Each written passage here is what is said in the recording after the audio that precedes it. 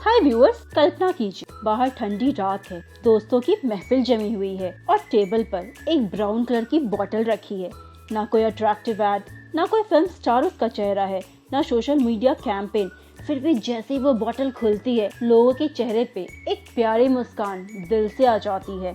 उस बोतल का नाम है ओल्ड मॉन्क, एक ऐसा ब्रांड जिसने बिना एडवर्टाइज किए करोड़ों दिल जीत लिए।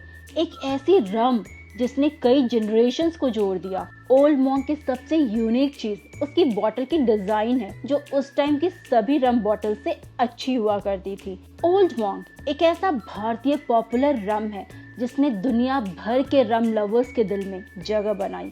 खास बात यह है कि इस रम को बनाने वाला पर्सन चाय का शौकीन था। उसे दूर दूर तक रम से कोई लगाव तक नहीं था। आज की इस केस स्टडी में हम जानेंगे ओल्ड मॉन्क की सफलता, कैसे बिना मार्केटिंग के उसने डिकेड्स तक मार्केट पर राज किया, और फिर ऐसा क्या हुआ कि उसकी चमक धीरे धीरे कम होने लगी। इस कहानी की शुरुआत होती है ब्रिटिश भारत से, ईयर 1855, जब भारत पर अंग्रेजों का राज था। उस दौर में अंग्रेजों की जिंदगी में बियर का खास महत्व हुआ करती थी। उनकी लाइफ तो बियर पीकर ही चलती थी, लेकिन एक बड़ी प्रॉब्लम थी, भारत में बियर बनती ही नहीं थी। सारी बियर इंग्लैंड में ही प्रोड्यूस होती थी और वहीं से शिप के जरिए सारी जगह इंपोर्ट हुआ करती थी, जो कि काफी लेंदी एंड कॉस्टली प्रोसीजर हुआ करती थी। इसी मौके को पहचानते हैं एक English businessman Edward Abraham Dyer, जो कि बेसिकली इंजीनियरिंग ग्रेजुएट थे, और उनके भाई जॉन डायर जो मसूरी में बैरिस्टर थे। उनके सजेशन के बाद वो इंडिया आते हैं। उन्हें यह सोच और समझ आ गई थी कि इंडिया में बियर की काफी डिमांड है, बट कोई मैन्युफैक्चरर नहीं है। वैसे तो बियर बनाने के लिए ठंडा मौसम बहुत जरूरी होता है, इसीलिए एडवर्ड ने हिमाचल प्रदेश के कसौली में अपनी फर्स्ट ब्रूअरी स्थापित की। उस समय उनका मेन वर्क ब्रिटिश सोल्जर्स के लिए बियर बनाना था। यहीं से शुरू हुई पहली ब्रूअरी डायर ब्रूअरी, और यहीं से फर्स्ट बियर लॉयन बियर तैयार हुई और सेल किया जाने लगा, जो कि इंडिया के साथ ही साथ पूरे एशिया रीजन में मैन्युफैक्चर होने वाली फर्स्ट बियर ब्रांड बन गई। समय बीतता गया, कसौली की आबादी बढ़ने लगी और उत्पादन में दिक्कतें आने लगी, जिसके कारण बियर बनाने में प्रॉब्लम आने लगी।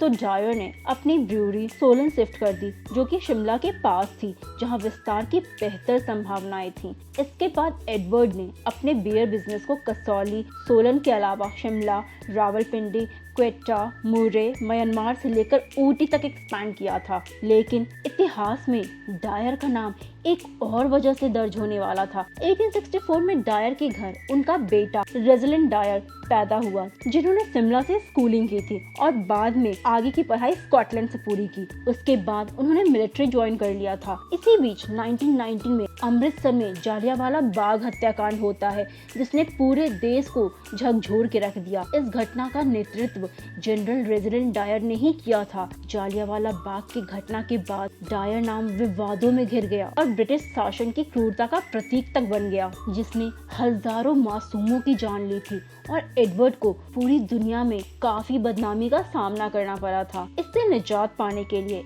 एडवर्ड ने अपनी ब्रूअरी का मैकिन ब्रूअरी के साथ मर्जर कर लिया। मोहन मैकिन लिमिटेड भारत के सबसे पुरानी बियर कंपनियों में से एक है, जिसे H.G. मैकिन, जो कि ब्रिटिश बिजनेसमैन थे, वही चलाते थे। इन्होंने ही 1887 में डायर से उनकी कसौली और सोलन वाली डिस्टिलरी परचेस कर इंडिया में शराब बिजनेस को स्टार्ट किया था। कसौली और सोलन के सक्सेसफुल बिजनेस के बाद मैकिन ने रानीखेत, डलहौजी, चक्राता, दार्जिलिंग और श्रीलंका में न्यू ब्रूअरीज ओपन की। फिर आया साल 1947, भारत आजाद हो गया। धीरे धीरे इस कंपनी की कमान भी भारतीय हाथों में आने लगी। डायर मैकिन ब्रूअरी में नरेंद्र नाथ मोहन नाम का एक पर्सन काम करता था, जिन्हें यह फील हुआ कि भारत में शराब सेल करने वाली इस कंपनी में किसी इंडियन का नाम होना चाहिए, जिससे वो और उनके बेटे वेद रतन मोहन, जो कि उसी टाइम यूरोप से अपनी स्टडी कंप्लीट कर इंडिया लौटे थे, दोनों ने मिलकर इस कंपनी को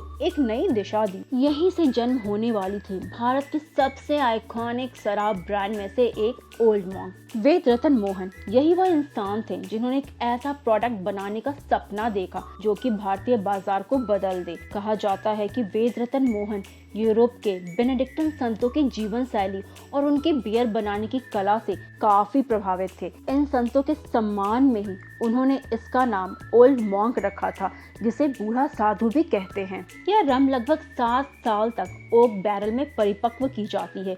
उसका स्वाद मीठा, स्मूथ और वैनिला तथा कैरमल नोट से भरपूर होता है। पर कुछ सालों बाद इसे अपना नाम बदलना पड़ा। ईयर 1960 में हमारे उस टाइम के prime minister Jawaharlal Nehru Shimla visit पर आने वाले थे, जहां मोहन फैमिली ने भी अपनी सोलन वाली ब्रूअरी में नेहरू को इनवाइट किया था। परंतु नेहरू उनकी फैक्ट्री में नहीं आते हैं, जिसका कारण था कि फैक्ट्री का नाम में अब भी उस डायर का नाम छुपा था जिसने जालियांवाला बाग को अंजाम दिया था। जिसके बाद 1967 में मोहन फैमिली ने अपनी ब्रूअरी का नाम चेंज कर मोहन मैकिन ब्रूअरी कर दिया, जिसे पहले डायर मैकिन ब्रूअरी के नाम से जाना जाता था। उसके बाद उन्होंने लखनऊ, गाजियाबाद और मुंबई में अपनी नई डिस्टिलरी खोली, जहां से वो सारे देश में अच्छा खासा सप्लाई करते थे, जिसकी वजह से इसकी मेकिंग काफी चीप हुआ करती थी। सबसे बड़ी बात इसकी प्राइस आम इंडियंस की पहुंच में थी। जहां विदेशी रम महंगी हुआ करती थी, वहीं ओल्ड मॉन्क ने शानदार स्वाद को किफायती कीमत में उपलब्ध कराया। यहीं से स्टार्ट हुई एक नई क्रांति। किसी भी ब्रांड की सफलता के पीछे एक मजबूत कस्टमर बेस होता है। ओल्ड मॉन्क के लिए वह कस्टमर थे भारतीय सैनिक। देश के ठंडे और कठिन इलाकों में तैनात सैनिकों के बीच यह रम बेहद लोकप्रिय हो गई। इंडियन आर्मी के कैंटोनमेंट एरिया में इसकी सेल काफी तेजी से बढ़ने लगी। सोल्जर्स जब भी छुट्टी पे घर लौटते थे तो साथ में ओल्ड मॉन्क की बोतल भी जरूर लाते थे। धीरे धीरे यह सिर्फ सेना तक ही सीमित नहीं रही, यह परिवार और दोस्तों की महफिलों का हिस्सा बन गई। यहाँ एक अद्भुत मार्केटिंग हुई, जिसे कंपनी ने नहीं बल्कि कस्टमर्स ने किया था। एक सैनिक दूसरे सैनिक को बताता, एक दोस्त दूसरे दोस्त को बताता, एक जनरेशन दूसरी जनरेशन को बताता, यानी pure word of mouth marketing हो रही थी। कंपनियां अरबों रुपए एडवर्टाइजमेंट पे खर्च करती हैं, परंतु ओल्ड मॉन्क ने दशकों तक लगभग कोई विज्ञापन नहीं किया। फिर भी वह बाजार में बादशाह बनी रही। आखिर कैसे? कंसिस्टेंसी। डिकेड्स तक, वर्षों तक स्वाद लगभग एक जैसा रहा। कस्टमर्स को भरोसा था कि हर बोतल में वही अनुभव मिलेगा। Secondly, affordability.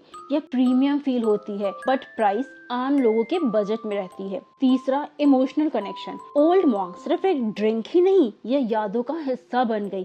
चाहे कॉलेज की पार्टियां हो या दोस्तों की बैठक या फिर सर्दियों की रात, फौजी किस्से, हर जगह इसकी मौजूदगी थी। और लास्टली, इसकी यूनिक बॉटल और इसे इजीली आइडेंटिफाई करने वाली डिजाइन लोगों के दिमाग में बस सी गई थी। यह ब्रांडिंग का परफेक्ट एग्जाम्पल था। वैसे तो बेसिकली लिकर्स 5 टाइप के होते हैं, जहां beer and wine fermented liquid की कैटेगरी में आते हैं, वही विस्की, वोडका और रम डिस्टिल लिकर की कैटेगरी में आते हैं, जिसे स्प्रिट से बनाया जाता है। बियर बेसिकली बार्ले जौ से बनता है, जिसे पहले वाटर में सोख कर ड्राई किया जाता है, फिर दोबारा पानी में डालकर एक सर्टेन टेम्परेचर के अंदर इसमें ईस्ट मिक्स कर फ्लेवर्स, कलर्स के साथ इसे अल्कोहल का रूप देकर बियर प्रिपेयर की जाती है। 1990 और 2000 का एरा ओल्ड मॉन्क का गोल्डन एरा था। उस समय यह भारत की सबसे ज्यादा बिकने वाली डार्क रमों में से एक हुआ करती थी। कई इंटरनेशनल अवार्ड भी इसे मिले हैं। फॉरेन कंट्रीज में रहने वाले इंडियंस इसे अपने साथ ले जाते थे। धीरे धीरे यह इंडियंस पहचान का हिस्सा बनने लगी। कुछ लोगों के लिए सिर्फ रम नहीं थी, यह एक नॉस्टैल्जिया थी, यादों का स्वाद, भारत की खुशबू जो हमेशा उनके साथ रहा करती थी। पर हर सफलता के साथ एक चुनौती भी आती है। फिर ओल्ड मॉन्क की सबसे बड़ी ताकत ही उसकी सबसे बड़ी कमजोरी बन गई। कंपनी को लगा कि ब्रांड इतना मजबूत है कि उसे विज्ञापन या बदलाव की जरूरत ही नहीं है। पर मार्केट बदल रहा था, नए यंग कस्टमर्स जुड़ रहे थे, नई पसंद आ रही थी, नए ब्रांड्स आ रहे थे। नए ब्रांड्स ने आधुनिक मार्केटिंग अपनाई, लाइफस्टाइल बेची, थोड़ी सेल की, यंग जनरेशन के अकॉर्डिंग खुद को अडेप्ट कर लिया। पर ओल्ड मॉन्क अपनी वही ओल्ड इमेज के साथ अटकी रही। डिजिटल मार्केटिंग पावर को इग्नोर किया। कस्टमर नीड और चॉइस के अकॉर्डिंग प्रोडक्ट ने कभी कोई वेरिएशन, कभी कोई फ्लेवर मार्केट में नहीं लाई। तो दोस्तों, ओल्ड मॉन्क की स्टोरी हमें यह सिखाती है कि एक स्ट्रॉन्ग प्रोडक्ट कुछ टाइम तक बिना एडवर्टीजमेंट, डाइवर्सिफिकेशन, वेरिएशन को इग्नोर कर सकती है, बट हमेशा के लिए बिल्कुल नहीं। एक ब्रांड सिर्फ एक प्रोडक्ट नहीं है, ब्रांड के साथ इमोशंस जुड़े होते हैं, यादें जुड़ी होती हैं, एक कनेक्शन अटैच्ड होता है। सक्सेस के बाद भी चेंज होना काफ़ी ज़रूरी होता है। जो कंपनी अपने आप को नहीं बदलती, मार्केट उसे पीछे छोड़ देती है। वर्ड ऑफ माउथ दुनिया की सबसे पावरफुल मार्केटिंग स्ट्रैटेजी है। अगर कस्टमर आपको पसंद करता है तो वह आपका सबसे अच्छा सेल्समैन बन जाता है। ओल्ड मॉन्क की कहानी सिर्फ एक राम की कहानी नहीं है, यह एक जर्नी है, एक स्टोरी है इंडियन बिजनेस की, एक ट्रस्ट की। यह उस टाइम की कहानी है जब प्रोडक्ट की क्वालिटी ही सबसे बड़ी मार्केटिंग हथियार हुआ करती थी। आज भले ही बाजार में सैकड़ों नए ब्रांड मौजूद हो, लेकिन ओल्ड मॉन्क का नाम सुनते ही लाखों भारतीयों के मन में यादें आज भी ताज़ा हो उठती है। कुछ ब्रांड बाजार जीतते हैं, कुछ ब्रांड दिल जीतते हैं और बहुत कम ऐसे ब्रांड होते हैं जो समय को जीत लेते हैं। ओल्ड मॉन्क उन्हीं में से एक है। तो चलिए फिर मिलते हैं किसी और टॉपिक के साथ। तब तक के लिए बाय।